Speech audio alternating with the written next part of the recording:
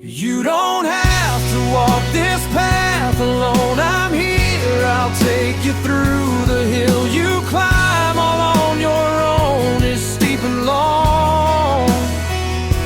In the darkness of your world, I'll meet you on your knees and make all things new. And as Jesus takes my hand, he whispers, I got this. I got this, my baby girl, I got this.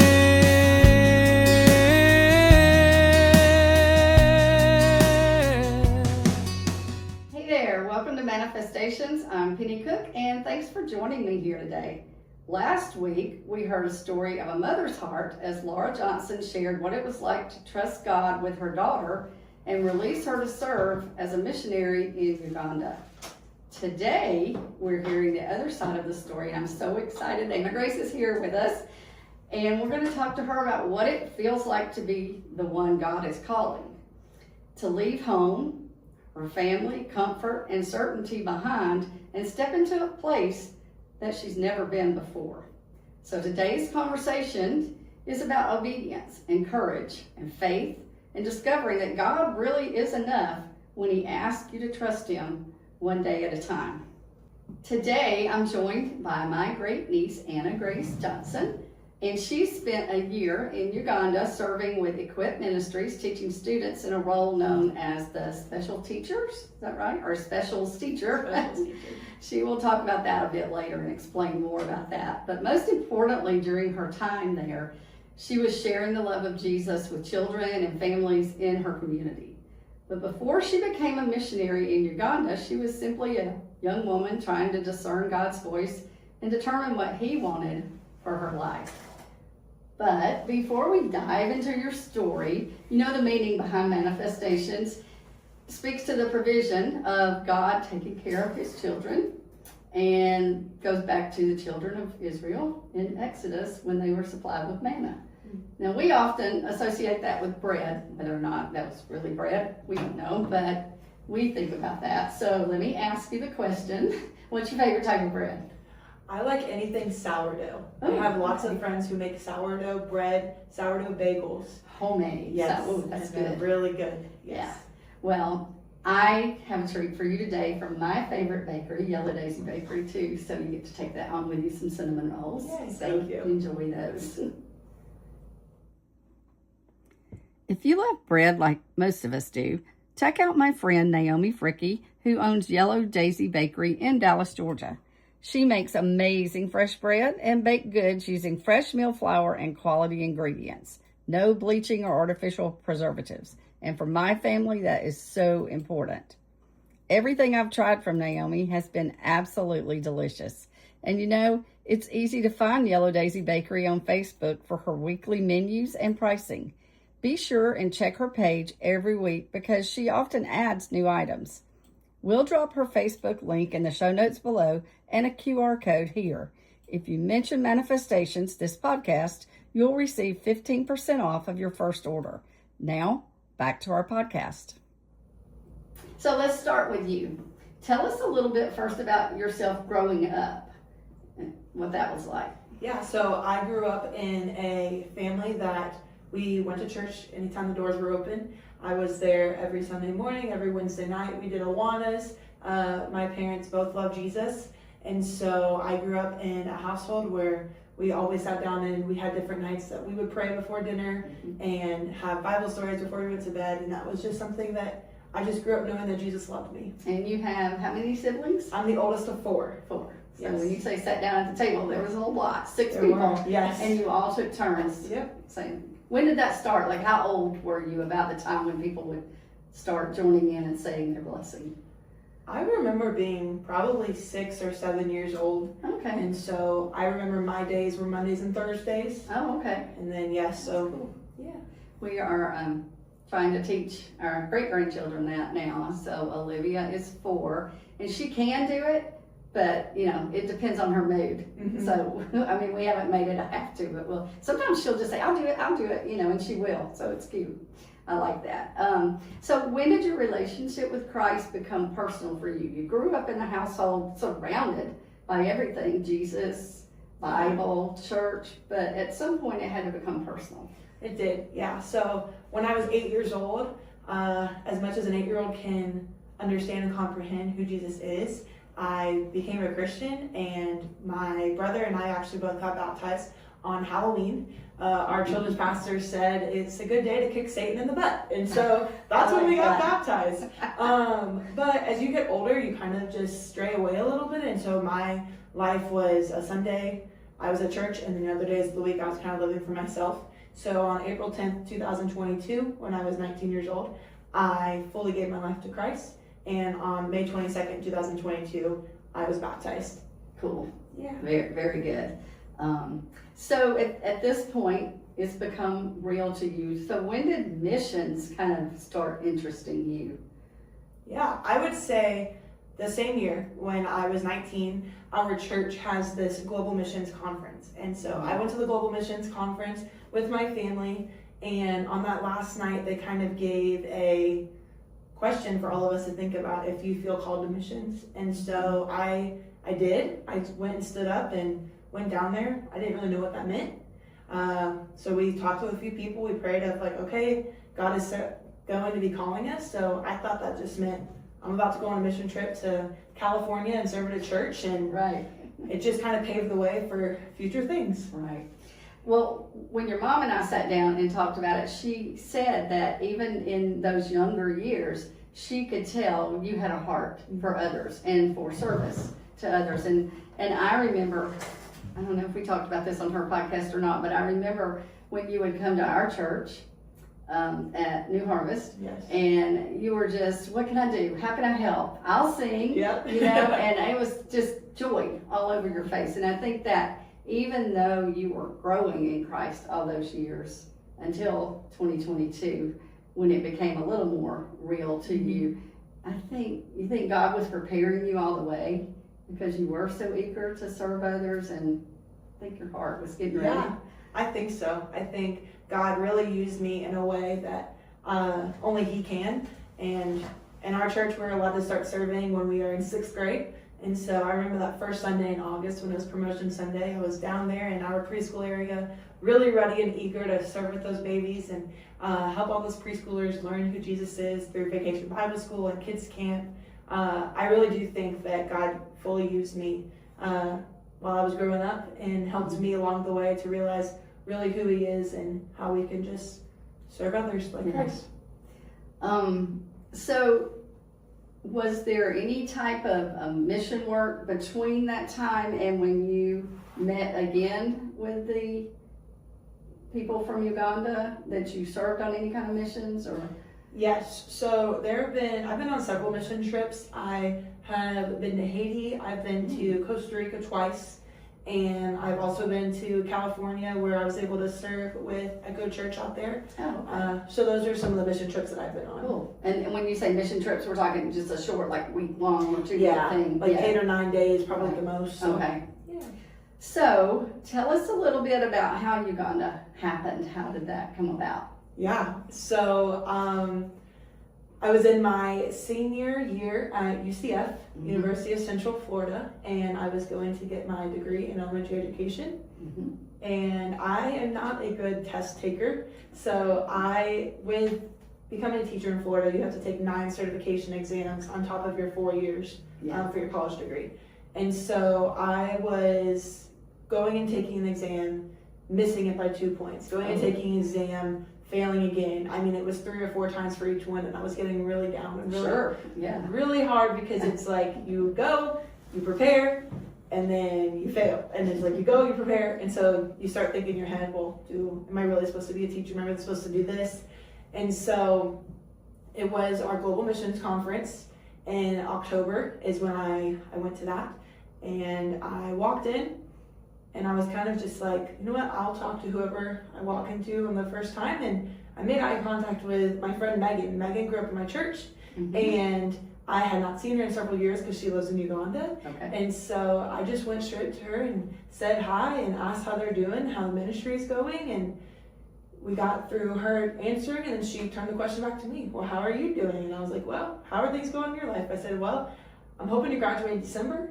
I still have 3 tests I have to finish, and I don't know what's going to happen after December. And so she's like, where are you going to teach? And I said, I'm not sure. She said, well, you should come teach in Uganda.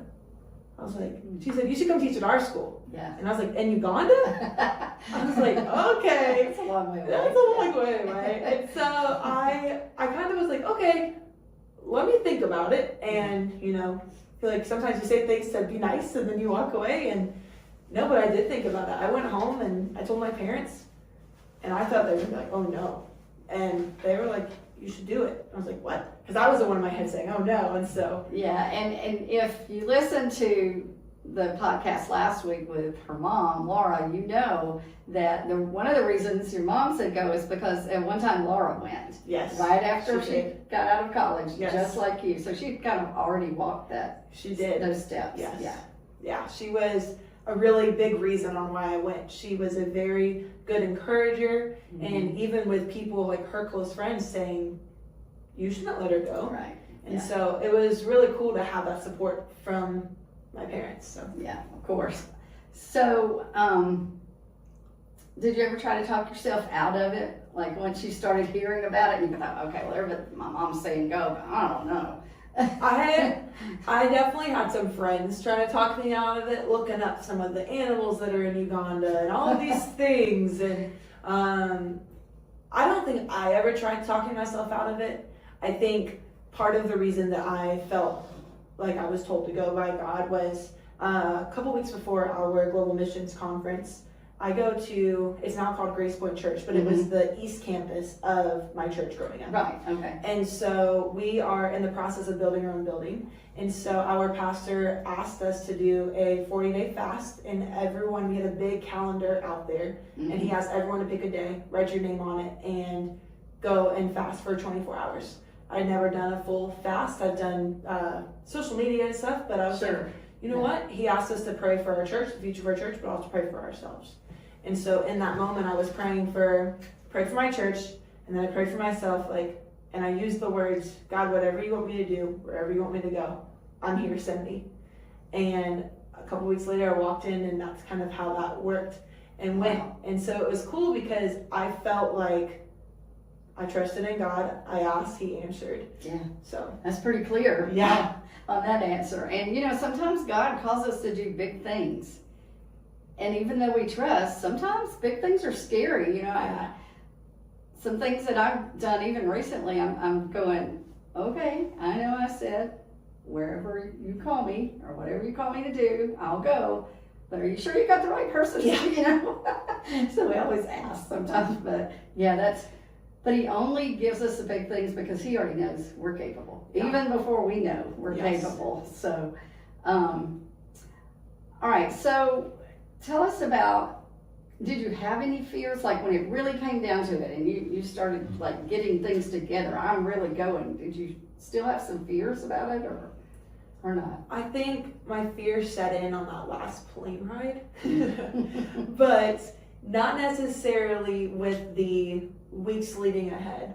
I was just trying to take in every moment that I could with my friends and with my family, with my church. And so I was trying to I've always been a, okay, next kind of person. Yeah. And I was really trying to not be and just sit in the moment. And I think it sounds so silly, but my dog was one of the things that made me realize, oh wow, I'm leaving. I remember getting ready for bed one night. Become real, yeah. And she always is pawing at the door wherever I am. So I let her into the bathroom. I just finished brushing my teeth and she was just looking at me. And I just sat on the floor and balled up with her and just started crying. Yeah. I was like, oh, it hit me. This I'm is really going. happening. Yeah. Oh, goodness. So do you have a favorite scripture that helped you kind of get through that time? Or 1 Peter 5:7 has always been one for me. Cast all your anxieties on Him because He cares for you. And then Jeremiah 29:11, for I know the plans I have for you, declares the Lord. Plans to prosper you, not to harm you. Plans to give you hope in the future.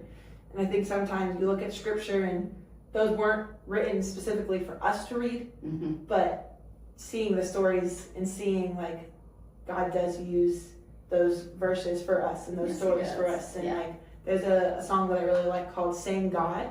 And it's just cool to think the same God that was there for Noah and for Moses and for David is the same one there for us. it is, yes. I know, and I think, have you ever been to Rome, Italy? I've not. I know you've been a lot of places in Yes. Europe, but I know that when Dennis and I went, that was the one thing that really gripped me when I realized that I was walking on the same cobblestone streets that Paul walked on. I was like, he really was alive, and he's right here, you know. It makes it kind of come alive. So, you know, one thing a lot of people may not realize about missions, if you've never gone, is that the faith it takes before you ever step on that plane. You said that was kind of really where it hit you, but it took a lot of faith to get there. And you had to raise support to go, a lot of support. Yes. So, I had to raise $25,000 in 2 months. Yeah. We made it official that I was going November 13th, and I left January 13th. So exactly 2 months later. Wow, I didn't realize it was that quick. I knew it was. It was. Wow. Yes, I had to raise $25,000, and we kind of had a stretch goal of, well, Anna Grace, if you raise $30,000, we'll be able to get you a water heater and a mini fridge. And God literally just surpassed everything. Yeah. We'll raise over $30,000. You know, your mom mentioned that was such an answer to prayer. Because Yes. when you said those two items, you're thinking, water heater, that doesn't sound like a stretch. That sounds like a need, you know. But over there, it probably isn't really. Yeah. You know, you just want the clean water. Mhm. So was it difficult asking people for support, or? It was, in a way. I think that was a thing I had to pray about. Like, God, send me the right people and help me have the right words. Because it was one of those things that I didn't want to sound needy. I didn't want to sound greedy. Right. And it's also hard because our economy isn't the best. And so, you know, people are already struggling with their own finances, and then showing this, hey, I feel like God has called me to this. Mm-hmm. And you realize it doesn't just take the person going, it takes the people praying, the people raising funds. Yeah. So, yeah. And this may be for anybody out there that is thinking about missions now, or maybe you know someone that you're thinking about helping. Anna Grace did have the 2-month time period, and then she was gone, but the need for the money to come in wasn't over just because you stepped on the plane. Because I know personally we gave to you some, and it was after the fact, because that's when it worked out for us financially. And I was so glad to hear you say, no, you can send it later. Yeah. And so, you know, and if you give through your church and all to missions, anytime you can give any amount, it helps. It doesn't have to be right when they're leaving, or on a special mission holiday that we celebrate or something. If God leads you to give, then give. Okay, so let's talk about departure day now. Okay, it is time for you to go. Walk us through.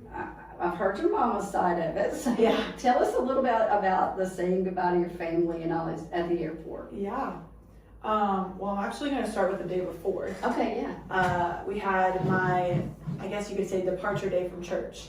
I'm on the worship team at my church, and one of my favorite songs to this day, and it was kind of my mom's anthem to get through my time there, is I Trust in God by Elevation Worship. Yeah. I recently took it off, but I have been wearing a bracelet that my best friend made for 1.5 years. It says I Trust in God, and it has the letters for I sought the Lord, He heard and He answered. Okay. And I led that song. I didn't tell my mom. I led that song the day before I left. Oh, wow. And I started to cry when I was singing that song, because you're saying, part of the words is singing, I sought the Lord, He heard and answered, that's why I trust Him. Mm-hmm. And it's like, whoa, that's exactly what I'm doing. What I did. I sought Him, I asked Him, I said, whatever you want, I'm here. And then getting to the point, okay, Lord, you want me to go? I need this money. Continued seeking Him, and He answered, and that's why I trust Him. And it was just a really cool moment in that moment to lead the congregation in something that I personally did. My pastor, Pastor Doug, he actually, when someone from our church is going on mission or is leaving, he actually brings them to the front, brings their family up to the front, anyone around them that loves them and cares about them, comes and lays hands on you and prays for you. Sure. And, Yeah.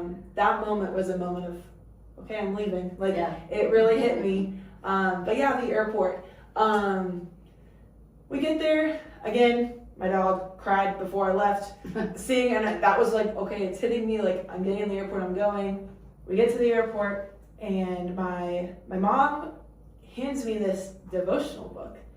And it's called Trusting in God, 365 Days.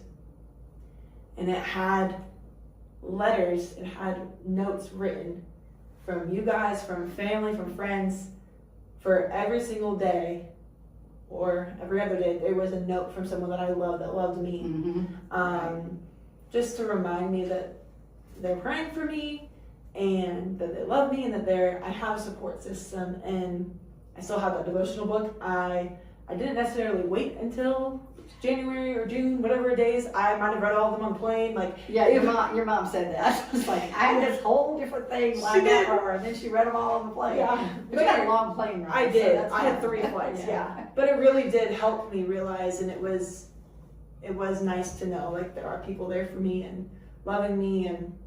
But yeah, it was hard. And I would say the last plane ride, can I talk about that one? Oh yeah. So yeah, there's 3 flights. The first 2 were about 9 hours or so, and the last one was from Kenya to Uganda, which are right next to each other. So it was about a 40-minute plane ride. Mm-hmm. And we are walking down the runway. I made the mistake of calling my family. I called them, FaceTimed them, about to get on. I was fine, and then I realized, oh, I'm not good, and I started getting a little emotional on the plane. But when I was walking down, I had my backpack, and with my carry-on walking, and my backpack just opens, and my computer falls out and breaks. Oh. And I was sad because I was like, oh, and it wasn't like, oh, it was just cracked. No, the whole thing was. The whole thing broke. Oh my goodness. And I had plans to use that for lesson plans and all these things and writing newsletters, and I was gone. And then now sitting on the plane again, opening that devotional and looking, and I opened the first page. My mom had written all the lyrics to Trusting God, and just made me cry. And so it was like, I was fine. And then I was not. And then I get off the plane in Uganda, and I had met up with 2 people that were going, and I just started crying again. I was like, this is happening. This is real. I'm here. Wow. Yeah. So I think it really hit when I got there. So I was going to ask if you were excited, terrified, or both, and I think probably what happened at that airport, Yeah.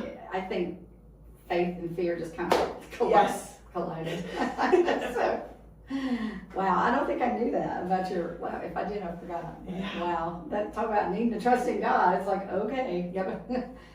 Did you get your laptop replaced or something? You gotta tell us the end of that story before we go on. Yes, I actually had someone who was really nice and generous and actually provided me a new laptop when I came home in August. Oh, cool. And so that was, that's not true. It was in June when my parents came and visited on a mission trip. Yeah. And that was very, very nice. And I still use that laptop to this day. Okay, so now you're in Uganda. Yes. You've arrived. You step off the plane. Yes. What's your first impression when you arrive? It's hot. It was midnight. It was very late at night. It's not as busy of an airport as MCO or any Atlanta. Any of those. I was like, okay, you want to make sure you say the right things when you're going up to customs. Like, you have all these things on your mind. You're also really tired from over a day of traveling.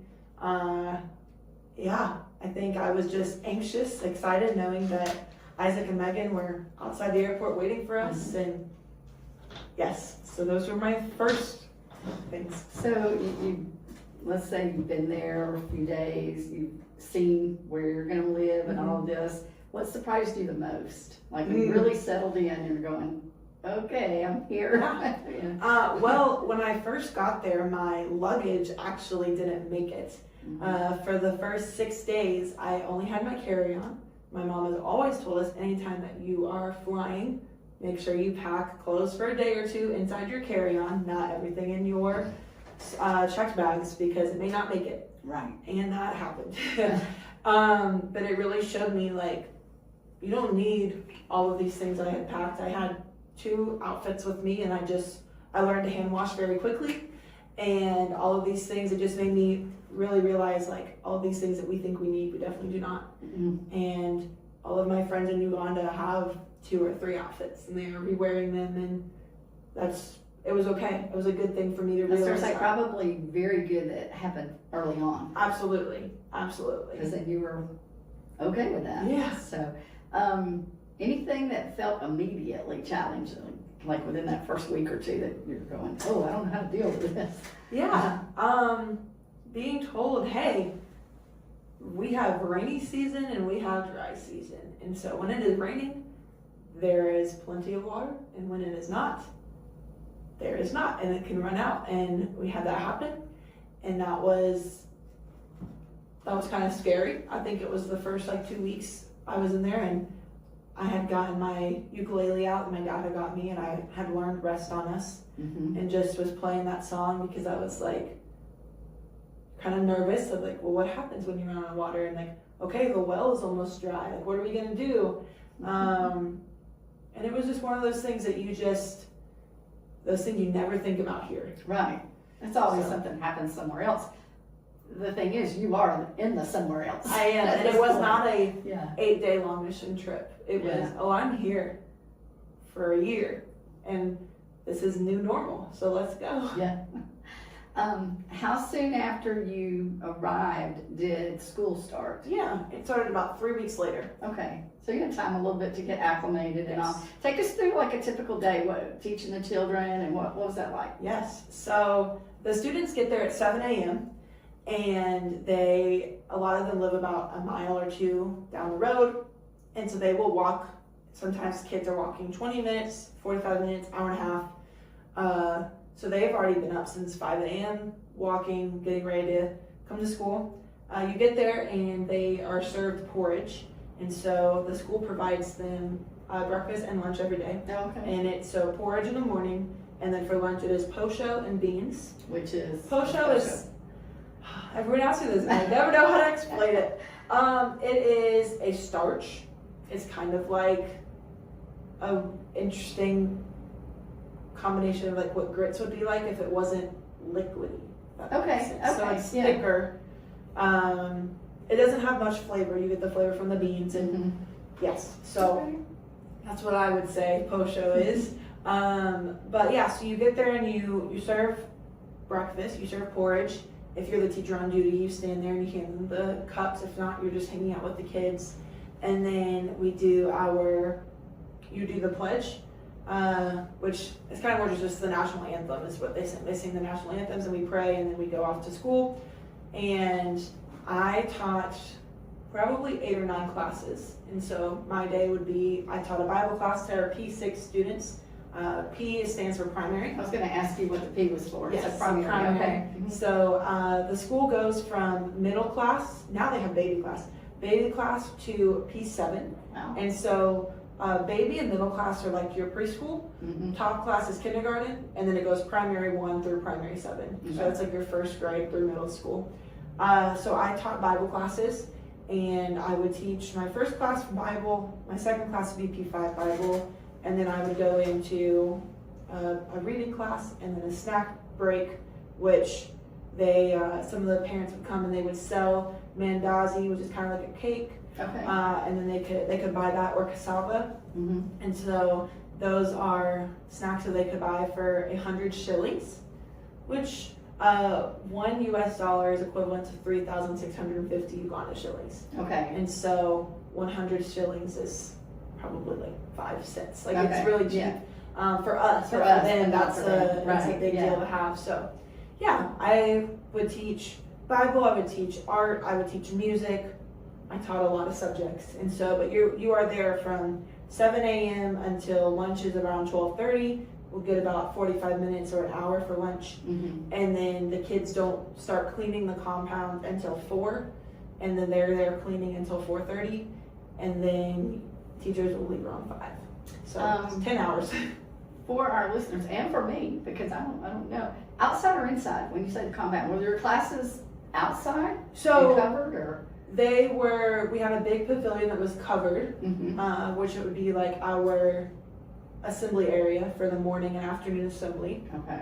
That's where we would have chapel. That's where we had our Sunday services. Mm-hmm. And then there are classrooms with, they're not there are some that have windows, or if not, it's just like a shutter that you close. Okay. And the roofs are all, what is the word? They're all like 10 roofs. So very loud when it rains.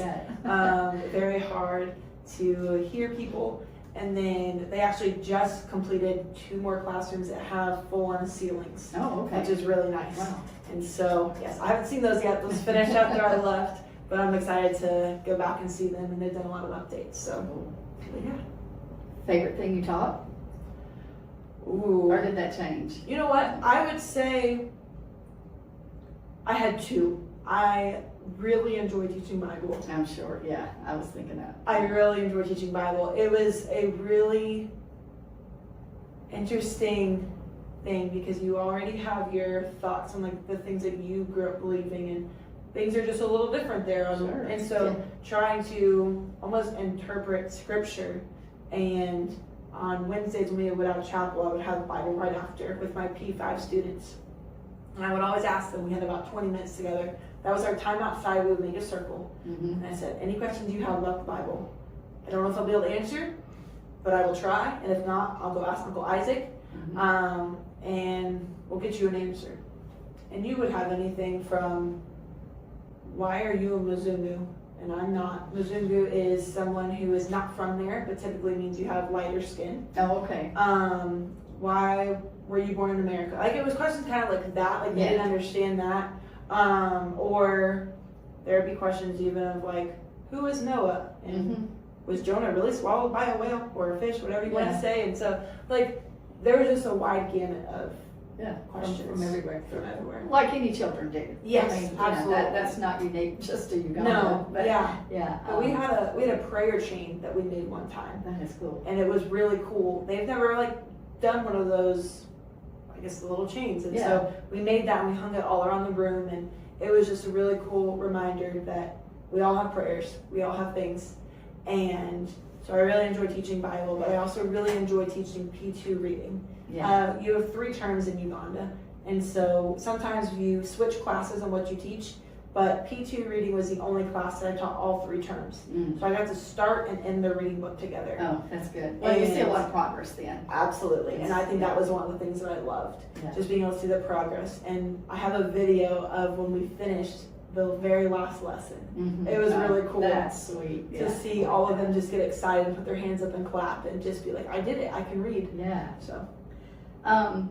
So you were there a full year, almost a year? Yeah, January to December. December, okay. Close enough to call that a year. Got a favorite memory? I think my favorite memory is we had a Easter egg hunt. Uncle Isaac, which is Megan's husband Isaac, and he won. Uncle and aunt is the way that you just, that's how you greet someone. I was going to ask you if that's how the children So it's not related, but you are just their uncle, and it's like a sign of respect. Or your teacher Anna Grace. So here we go by Miss Johnson, but I would be teacher Anna Grace. Yeah. So Uncle Isaac is he's in charge of Equip Primary School, which is also one of the programs underneath Equip Ministries Uganda. So they founded it, but he leads the chapels. And so for our Easter story, he had the resurrection eggs. He went through what the Easter story was, but then they hid 12 eggs. Megan went and hid 12 eggs that probably, I think she got up at like 5 a.m. to go hide them because the kids get there so early. Yeah. And he explained, okay, we're about to go do an Easter egg hunt. Those kids have never done one. I think they did one year before. And so getting to see the joy on their faces, and they were helping each other out. I mean, just running to find one egg to get a little prize was just so cool, just to see the joy from anywhere from a 6-year-old to a 16-year-old. It was a really cool experience. That's cool. What about a student or just a family that something really touched you that it's gonna be right here with you forever? Do you have a moment like that? I do. I would say I had 4 or 5 P2 girls that wanted to sit with me for lunch every day. And the fact that I had teachers telling me when I left that I was able to help make them realize you can sit with a student and you can have relationships with other people, and like they just weren't used to a teacher going and sitting on the ground and having a meal with them. And I was told that my last day we had a little kind of like, it almost felt like a powwow. Like we had our church service, we had lunch, and then I sat down in the middle of a circle and they all just told me memories with me. Oh, sweet. And yeah. I was known as the crier, and I will hold that because I just felt so loved, like just being able to know that, I mean, there were obviously hard days, but hearing things and just knowing that I had made an impact, and them not realizing how much of an impact they made on me. But I would say just sitting with Vanessa, Brianna, and Nasunday, like those were my girls that I sat with, and just enjoyed each other's company, even if it was for 20 minutes, 40 minutes. Yeah. That's really cool. So you're there, like any of us, no matter where we are on the globe, we have good days, bad days. They're not all sunshine and warmth. But what about, did you know for a fact, like it just hit you one day that, yeah, I'm right where God wants me to be? Yeah. I would say it was in September, after I had come home for 2 weeks during our term break, and I went back, and God had just given me this peace of, you are right where I have you, right for a reason. Yeah.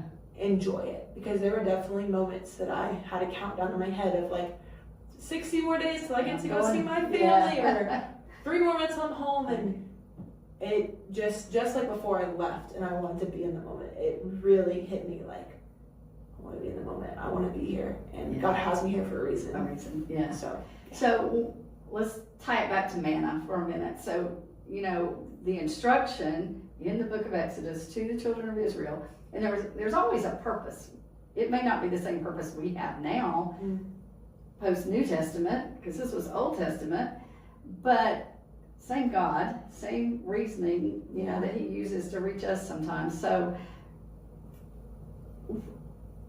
that was daily. You know, they had instructions. Don't gather too much. It'll spoil. This is for today. This is my instruction for you today. What did manna look like for you during that time? Yeah. I mean, I would get up in the morning and boil my water to have a cup of tea, and get out my Bible, get out my devotional book, read whatever the little note from someone was on the side, read that verse, open that verse in the Bible, maybe read a little more, then go start my day, and then come back. And I typically would have worship music on while I was getting ready in the mornings, and that was some of those things that's like, and you can tell on days that you forget to do that. Yeah. Because we think we're too busy or we woke up late. And so I would say just starting my day and ending my day, whether it was in that devotional book or opening up Ecclesiastes or listening to a worship song, really just helped me be like, you know what? This is what I needed for today. And sometimes even looking at the Bible lesson I was teaching for myself before teaching it to the kids. Yeah. Oh, yeah. Definitely. And you know, of course, this is going to be going out over social media ways, but social media so many times just shows us the glory times. Everything's great, and you know, just like commercials on TV too. You just see the beautiful things. But every mission field has challenges, just like yours did. You had the great days, but you know, sometimes, and we have challenges here. Home missions has challenges too, not just foreign. So, what were some of the hardest parts of it about being there? The time difference. Uganda is 7 hours ahead, except for when we fall back or go forward, whatever it was, either one. It was 8 hours. And so while I am getting ready for the day, my family's going to sleep. When I am finishing my school day, my family's on the way to work. And so it was really challenging to have a time to call or to text. And so I would say it was challenging, but it was also really good because it helped me realize the only person I need to be worried about what they think of what I'm doing, or worried about all of these things, who can help me not feel lonely in a moment, is the Lord. And it really helped me to just stop, be still, and listen to what he had to say. Well, and I was about to ask, did you ever feel lonely? Yes. I think you just answered that. I Of course. did. I think everybody would. Yeah.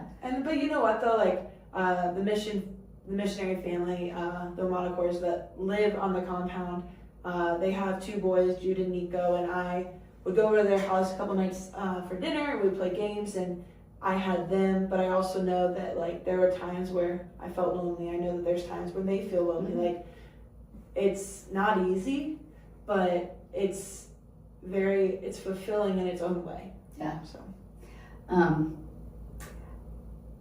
what about a missionary now that is going through that loneliness and discouragement?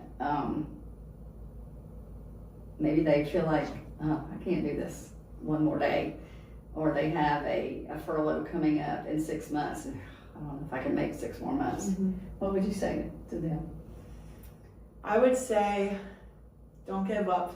I know that's really cheesy, or to say the Lord has you, but He does. He really does have you. I think there are times where we do feel lonely, and sometimes we forget the person that we are there for. We are there to show others who Jesus is, but also sometimes we have to remember we need the same Jesus for ourselves. Mm-hmm. And so I would take a moment, write something down that is going really well, and so you can look back on that on the hard days, and you can look back on the things that I'm struggling with. I remember I wrote a journal for myself when I had made the 6-month mark. And I had wrote things that were going really well. I had wrote memories. I had wrote things that weren't going well, just to look at the ups and downs of the roller coaster of what life is. And yeah, so that's what I would say. Okay, so we talked about discouragement and all. What about just fear? Was there a time where you really were just scared? Or maybe not, but I was just wondering. I got sick a couple of times when I was there. Yeah. Pretty soon after you got there, yeah, you had an illness. It was about, I think, a month into being there. And I had experienced a village doctor, and it was not what you have here. I mean, you go in and you're sitting on a wooden bench, and they have all of these medications, and they might put on gloves, they might not, and it's like, okay. I mean, it was a little interesting. That's I really trust you, Lord. Yeah.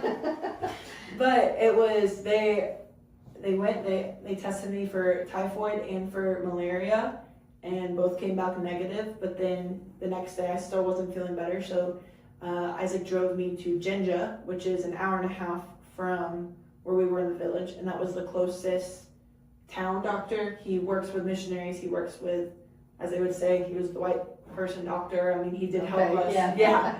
He knew how to work with people that weren't just Ugandans, if that makes sense. So we did a bunch of blood work, all these things, and found out that I had H. pylori, and I did have typhoid.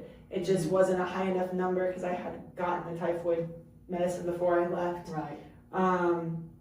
Yeah, that was scary because I had to take medication for like 50 days. Yeah.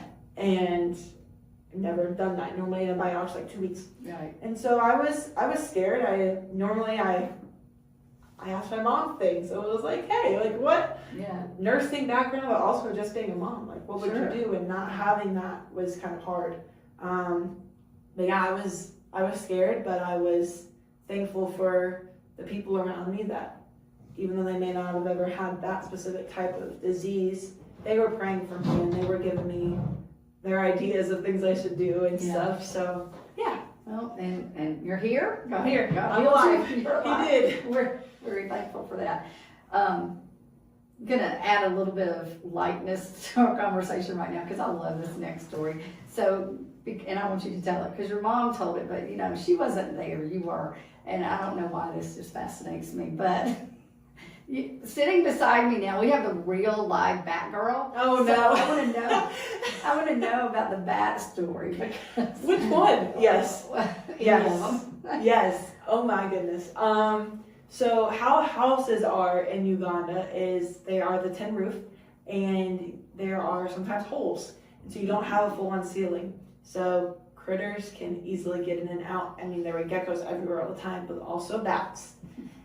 And I think it was 2 weeks before my family came, like before my parents came on a mission trip, I was hearing noises, and this is kind of gross, but there's gecko poop and there's bat poop. And so when you see bat poop happening and you're sweeping every day and it's still there, I'm like, there's a bat in here.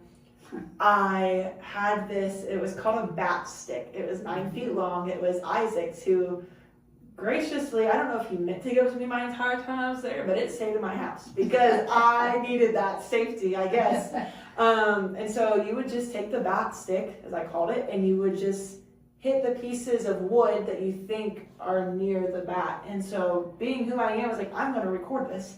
And I did. I recorded me just hitting this thing, and this bat flew out, and it scared me. I mean, I was screaming. It's like 9:30 at night, screaming back and forth, and then it goes somewhere else. I'm like, where did it go? And so sometimes it was great because then you can watch your phone back and be like, now it's under my bed. Now it's somewhere. I mean, there were nights that I was like, there's a bat under my bed. I mean, I literally was like, oh my goodness. Oh, gosh. But there was one night that it moved. I knew where it was. I hit the wood and it flew, and I hit that thing. The stick was probably like this. Like, it wasn't that thick. I mean, I killed the bat, and I was so proud of myself. I actually think I just stunned it, but in my head I killed the bat and got it outside. There was a security guard walking around, and he disposed of it for me. But yeah, how'd you get it outside? I mean, did you pick it up or? I don't think I did. I think I sweeped it out. I swept it out. The bat stick or? Yeah, I have a broom and I swept it, and then I tried bleaching my floor. I was like, there was a bat in here. So. Oh my goodness. Yeah. Well, that one has stuck with me. That's yes. So. All right. So, how's your relationship with Christ different today than it was before Uganda? What did you learn about God during this time? Yeah.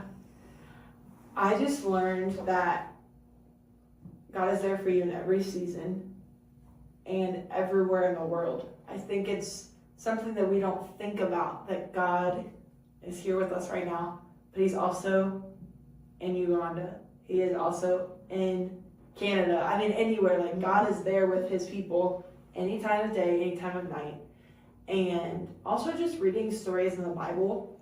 I mean, like, we know, like, the woman at the well. Yeah. And her going in the middle of the day. I mean, we had a well people would walk to, and just they're carrying their basin on their head or carrying their jugs of water to fill it up. And there were people that would go early in the morning when it was cool, but then in the middle of the day. And so, like, seeing the things that you have read about, and also seeing the Nile River. Like, I don't know why I didn't have in my head that was still around, but it is. Yeah. I drove over it many times, and Wow. it's just really cool to, like, see the things, kind of how you said in Rome, like, Things you read about in the Bible. and then seeing them. That was something that was really cool. Yeah, that was cool.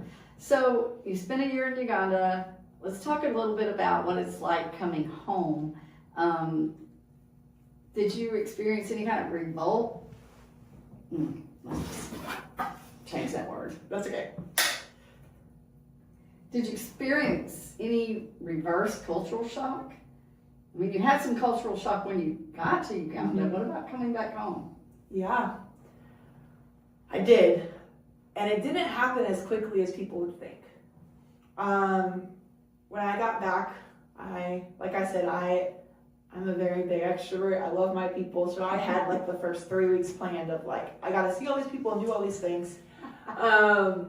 But I had a moment when I was walking into Aldi grocery store, and I just got full of anxiety. I was so anxious. And what was really interesting for me was, before I went to Uganda, I was a very anxiety-filled person. I took medicine for anxiety. When I got to Uganda, I no longer needed it. Wow. And I'm still to this day, I'm not on it. And so, but getting that feel of that fear again, it was just the overwhelming I have 8 different types of tortilla chips to choose from. Didn't even have tortilla chips. Like, the things that we just don't even think about, and like, okay, what do you mean? There's 9 different types of yogurt. Like, all of these things, I just, in the prices of everything, and like, I was converting it in my head to what it would have been in Uganda. And like, I mean, it has stopped me from, I used to be a go to Starbucks all the time person, and don't get me wrong, like I still go once in a while, but really makes me think how we use our money and how we really do take things for granted. And like, the fact that we can drive and in 5 minutes be at 15 different restaurants. And the fact there, like, the only thing you had there if you didn't want to cook was go ask someone to go to the Rolex stand, which was a homemade tortilla and a fried egg rolled up. Like, those were your options. Wow. Yeah. Here we have, let me just order something to be delivered to my house. You know, like, all of these things, it was overwhelming to think. You almost just feel guilty. Like, yeah. I mean, to this day, I still sometimes feel guilty, and I've been home for 7 months. Like, and it's just one of those things that's like, okay, God, you had me there for a reason. You have me here now for a reason. What can I do here that makes me look different than other people? What can I do here that makes, I don't want people to forget, or myself to forget in 1 year, that I spent a whole year there. Like, I want that to completely always be a part of my testimony, a part of my story, and I live life differently because of it. Right. Yeah, I don't think you go away and experience what you did without that really touching the whole of who you are. Yeah. So, you think missions will always be a part of your future, or that was something, a moment in time that God had for you, or do you know? I don't know. I would say I want to always live my life on mission, whether that's here, whether God moves me to Texas, or God moves me back to Uganda or Costa Rica or wherever. I'm open to it. I've had lots of people ask me. But I would definitely say I want to live my life on mission wherever I am for His glory. So you're home now, and you are certified as a teacher here in the United States, not just in Uganda. So you came home, and it was the middle of a school year here. So what did you do for employment when you got back, or did you work when you got back? Yes. So I came back, and I am now the children's director at Grace Point Church. I've been the children's director since December. And when I also came back, when I was still in Uganda, I got a call from my mom. She's like, hi, like, just wanted you to know, the director of first years, which is a preschool my mom works at, is wondering if you want a job. And I was like, yes, like, a job would be great. Of course. And so she's like, it'd be an assistant role for 3-year-olds Monday through Friday, 9 to 1. I'm like, perfect. And so I was like, I can do that. I can do my children's ministry job. And so I came back and I started both roles. And in March, I quickly turned into the teacher for the 3s. And so I was the 3-year-old teacher from March to May. So we just finished the school year a couple weeks ago. And I'm in the full swing of kids ministry. And we just did a Popsicles in the Park. We're doing a Craft Palooza soon. So all of these fun events. And God has on tap for you next year? Yes, I'm going to be a kindergarten teacher at Crosslife Christian Academy, and I'm really excited. Yeah. Kind of nervous. Just like if you told me 3 years ago you're going to go to Uganda, if you told me 2 years ago you're going to teach kindergarten, I would have been like, I don't think so. No. Right. But as my mom says, don't tell God no, because He will do it. Yes. And it becomes a blessing. Yes. Right. Yeah. And so I'm really excited now. Was nervous, but I'm really excited to teach kindergarten and see what happens from there. That's cool.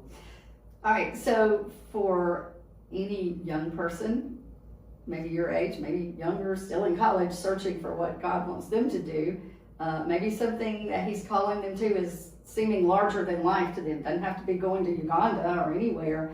Some things just can feel big. What would you tell them? Maybe they're feeling anxious about that next step?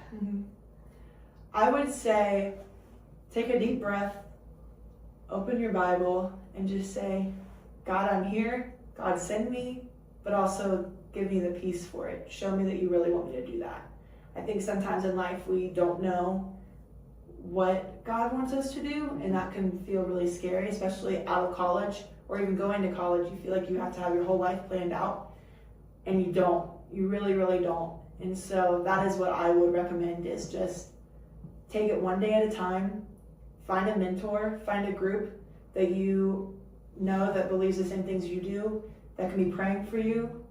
Don't leave those things just in yourself. Make sure you share with others that, hey, this is what I'm thinking about doing. Please pray for me. Please help me figure out what I'm supposed to do, because God will make that clear. He did for me, and I know he can do it for you too. That's so good. So, well, Anna Grace, one of the things I really love about your story is that you didn't have all the answers before you went. You didn't even have all the answers before you said, yes, I'll go. That's really trusting God for the next step, which is all he asks for us. You know, he doesn't expect us to have all the answers. He's got them. We just got to have trust in him. And that's really what Manna faith is all about. You know, we talk on here a lot about, oh, wouldn't it be nice if God just gave us a roadmap or a sign on a wall that says, do this next. That's not how he works. That wouldn't take faith. That's our power just reading something. But he gives us light for the next step. And then he invites us to trust him. And then he answers. That's a pretty cool gift. Well, I'm going to do a closing prayer, and then we'll come back and just wrap things up a little bit. So. Lord, thank you for young men and women who are willing to answer your call. Give us courage to obey when you lead us beyond our comfort zones, and help us to trust you with our future, our fears, and our next step. And remind us that wherever you call us, your presence goes before us. And be with us when we do answer wherever he leads, I'll go. We love you, Jesus. In your name we pray. Amen. So Anna Grace, thank you for being here and sharing your story and your heart with all of us. This is Manna-Festations. I'm Penni Cooke, trusting God for today. So if you enjoyed today's episode, please subscribe and share. And just know that we are on YouTube and Apple Podcast. And just join us next week for another story of God's faithfulness in everyday life. And we'll see you next Monday. You don't have to walk this path alone. I'm here, I'll take you through the hill you climb. All on your own is steep and long. In the darkness of your world, I'll meet you on your knees and make all things new. And as Jesus takes my hand, he whispers, I got this, my baby girl, I got this.